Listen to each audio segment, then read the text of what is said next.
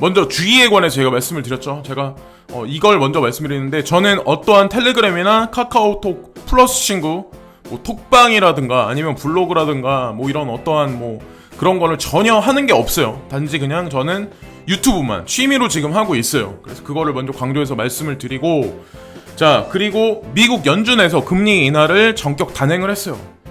미국 금리 인하를 0.25% 인하를 했다. 10년 만에 돈줄을 푼다라는 이런 뉴스로 전 세계 대대적으로 어저께 밤에 이 뉴스가 퍼졌을 거예요. 그거로 인해서 암호화폐 장세는 그나마 어느 정도 지지 반등에 성공을 한 현재의 상황인데, 더 중요한 건 주식시장이든 금은시장이든 지금 따르게 지금 흘러가고 있어요. 되게 아이러니한 장세가 지금 펼쳐지고 있어. 그래서 그걸 보면서 우리가 어느 정도 세력의 어느 정도 방향성을 우리가 어느 정도는 읽을 수 있다고 생각을 하는데, 보유자산 축소, 양적 긴축을 8월 중 조기 종료하겠다라는 얘기가 있는데, 그러나 파월 연준 의장이 보험적 성격일 뿐 장기 금리 인하 사이클은 아니야라는 얘기의 단서를 딱 거기에 붙여요. 금리 인하 하긴 하는데 단기적으로 보험적 성격으로 그냥 끝날 거다. 장기적으로 우리가 이거를 발표하는 건 아니다라는 얘기를 던지면서 시장에 파란이 불어요. 그래서 미국이 10년 만에 금리를 내렸다. 경제의 돈줄을 죄는 통화 긴축이 끝나고 돈줄을 푸는 통화 완화 국면이 시작됐다. 그러나 금리 인하 폭이 0.25%포인트에 그치고 시장이 기대한 추가 금리 인하에 대한 예고도 나오지 않으면서 주식시장은 실망감에 하락했다라는 얘기가 나와요. 보통 우리가 통상적으로 보면 금리 인하했다, 뭐 긴축 양적 완화를 시작한다, 이런 얘기가 살짝이라도 돌면 원래 주식시장이든 금은시장이든 겁나게 반응을 해야 돼. 근데 이번에 반대로 올라갔어요. 그래서 지금 현재의 상태가 사실 파월 연준에서 금리에 관해서 인하한다는 어떤 그런 거에 발표를 하긴 했지만, 제가 개인적으로 보기엔 미연적으로 그친 거밖에 안 돼. 이거는 사실. 그래서 지금 현재 보면은 이 어떤 물체가 있는데 거기서 뚝뚝 녹아서 흘러 들어가기 시작을 했는데, 알고 보면 의미가 없다는 거죠. 그냥 이거는 그냥 손가락만 담근 거야. 이걸 팍 떨궈가지고 여기 컵 안에 넣어야 되는데, 이번에 사실 그런 스탠스까지는 안 나왔다. 결론적으로 어떤 일이 발생했냐면, 금리 인하한다? 그런 얘기가 조금이라도 나오면 원래 은값은 겁나게 올라야 돼. 근데 이번에 반대로 갔어요. 그러니까 우리가 이런 결과를 보면 어떤 거를 우리가 알 수 있냐면, 전통적 자산으로서 은에 대한 어떤 세력, 그림자 금융 세력들의 어떤 태도나 스탠스를 장기적인 어떤 그런 관점에 관해서도 우리가 어느 정도는 엿볼 수 있지 않을까. 그래서 암호화폐 장세는 그래도 적게나마 반등을 했고 지지를 지금 현재 하고 있는 추세인데, 주식시장도 까졌다는 거죠. 금리 인하했음에도 불구하고. 자, 다우존스, 나스닥, S&P 500 지수, US 달러 인덱스는 당연히 원래 금리 인하한다고 했으면 원래 달러 인덱스도 원래 까지고 그래야 되는데, 달러 인덱스는 오히려 0.161% 반등했고, 다우존스, 나스닥, S&P 500 지수는 1% 이 상태씩 까졌어요. 이 정도면 상당히 많이 까진 거예요.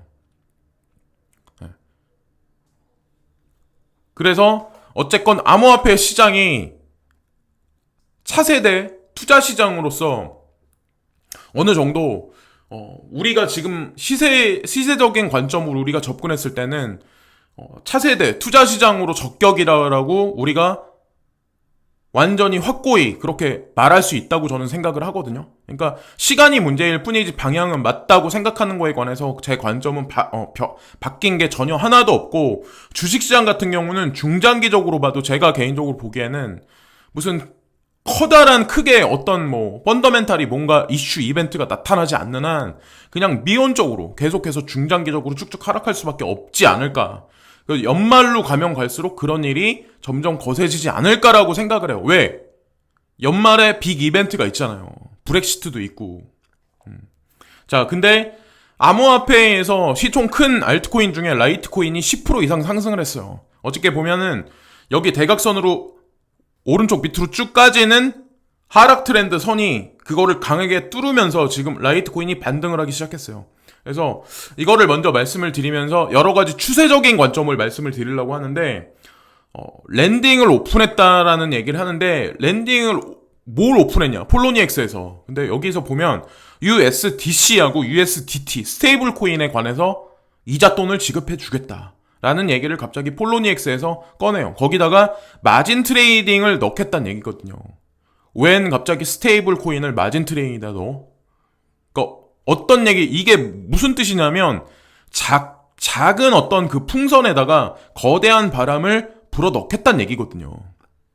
근데 폴로니엑스가 지금 테더 스테이블 코인에다가 마진 트레이딩을 시작하겠다는 얘기는 앞으로 비트바이넥스에 지금 돈줄이 막혀 있어가지고 그거에 관해서 판가름이 나려면 90일이라는 시간이 있어야 되기 때문에 유동성을 공급하기 위해서는 마진이라도 뭔가 작용을 해야 돼. 그래야 풍선에다 바람을 불어 넣을 수가 있잖아요. 그래서 폴로니엑스에서 제가 개인적으로 보기엔 USDT하고 USDC를 이용해서 마진 트레이딩을 갑자기 어저께 새벽부로 이걸 한 게 아닐까라는 생각을 하면서 이제 비파 얘기도 제가 조금 있다가 다시 한번 이제 말씀을 드릴까. 그래서 이더리움 같은 경우도 하락 트렌드에 계속 있었는데 그나마 상승을 어느 정도는 했어요. 저는 이더리움을 중장기적으로는 되게 많이 괜찮게 보거든요. 연말 가면 지금보다 훨씬 나을 거고, 원래는 진짜 이더리움이 되게 많이 상승하는 시점은 사실 2020년 초예요. 그때 2020년 초에 뭔가를 발표를 해. 이더리움 재단에서. 그거는 이더리움 홀딩하고 계시는 분들은 아마 아실 거예요. 그래서 지금 뭐 상승을 하더라도 미연적으로 상승하기 때문에 마음이 아파하시는 분들이 있겠지만, 단기적인, 되게 많이 올해 안에, 한 8월 10일 안에 달러로 했을 때 $250까지는 접근하지 않을까라고 생각하는 차트적인 관점으로 말하는 차티스트가 있기 때문에 저도 이 의견에는 동감하기 때문에 이거를 먼저 한 번 더 이제 말씀드릴게요. 그래서 지금 보면 라이트코인의 상승, 이더리움의 상승, 그래서 그거를 이제 대표적으로 이제 말씀을 드리고, 비트코인도 우리가 주목을 해야 되긴 하는데, 제가 보는 관점에서는 비트바이넥스 90일 동안 스테이블 코인의 어떤 그 생산의 그 유동성 공급에 관해서 어느 정도 제한이 돼 있기 때문에 아직까지는 비트코인이 제가 개인적으로 보기에는 우상향을 하더라도 엄청난 상승을 빨리빨리 하진 못할 거라고 생각을 해요. 근데 비트코인 도미넌스가 까지다가 4.48 까지다가 아마 65 이상으로 아마 다시 넘어갔을 거예요. 지금 현재 상황이. 근데 어쨌건 중요한 건 현재의 추세가 여기 보면은 1190달러는 일단 뚫어줘야 되고, 거기서 지지 반등을 해서 성공을 한다면 1761달러, 그리고 1761달러에서 지지 반등 성공한다면 12000달러 선을 탈환하지 않을까라고 이제 생각을 하는 거죠. 그게 앞으로 한두 달 안에 이런 일이 결정되지 않을까. 그래서 이 정도까지 올라간다면 사실은 알트코인한테 나쁜 건 아니거든요. 그래서 어저께 밤부로 비트코인이 갑자기 5% 이상 상승을 하면서 알트코인이 도미넌스가 좀 무너지긴 했을 거예요. 근데 제가 그것도 조금 이따 다시 한번 말씀드릴 거고, 가장 중요한 건 비트코인 볼륨이 두 번에 걸쳐서 요 근래에는 되게 많이 강력하게 하락을 했는데, 우리가 지켜봐야 할 건 뭐냐면, 볼륨이 하락했을 때 그때가 사실은 페이크적인 관점일 수도 있거든요. 이번에도 마찬가지야. 볼륨이 거의 없다시피 했을 때 갑자기 급격하게 하락 트렌드 선을 상승으로 그걸 뚫어버리면서 지금 상승적인 관점을 어느 정도 보였죠. 그래서 1190달러 이상을 지지한다면 제가 봤을 때 나쁘지 않다. 일단 10,000달러 지지선이 되게 중요하다고 생각을 해요. 그래서 에너지가 빠지면 또 다른 시장의 패턴이 이제 변화가 있을 것 같고, 라이트코인이 지금 보면은 이걸 아까 캡처했을 때가 아마 지금보다는 시간이 흘러서 이거보다 시간이 줄었을 텐데 4일 정도 남았다. 라이트코인이 지금 현재 관점에서. 그래서 뭐 4일 이후에 어떻게 될지 모르겠지만 단기적으로 봤을 때 조금 더 추가 상승 여력이 있지 않을까, 라이트코인. 그래서 라이트코인을 너무 오랫동안 홀딩하고 계시기보다는 이 밤감기 바로 전후루에서는 분명히 익절을 어느 정도 하시는 것도 제가 보기에는 나쁘지 않다. 찰리리의 습성이나 패턴을 봤을 때는 그 사람 그럴 것 같다는 생각을 되게 많이 하거든요. 갑작스럽게 뭐 폭락을 시킨다던가. 그래서 한 번 더 이제 말씀을 드리는 거고, 뉴욕 대법원이 태도 조사 기간을 90일을 연장했다. 누구의 손을 들어줄까? 어쨌든 중요한 핵심은 뭐냐면 90일을 연장했다는 거에 우리가 거기에 키포인이 있다고 생각을 해요. 그래서 이 얘기를 제가 말씀드리는 이유는 홍콩에 본사를 두고 있는 테더와 비트바이넥스 측은 미국이 암호화폐 주도권을 잡기 위해 법적 공방을 벌이고 있다고 주장한다. 테더사하고 비트바이넥스가 홍콩에 본사를 두고 있어요. 그럼 그 돈이 여태까지 암호화폐 시장에 흘러갔던 그 돈이 전면적으로 달러는 아니었단 얘기야. 홍콩이라는 데가 지금 여러분들 다들 아시겠지만 중국하고 상당히 경제적으로 밀접한 관련이 있는 나라야. 동아시아에서는 금융의 허브라고 해도 과언이 아닐 정도인 데가 사실은 거기에요.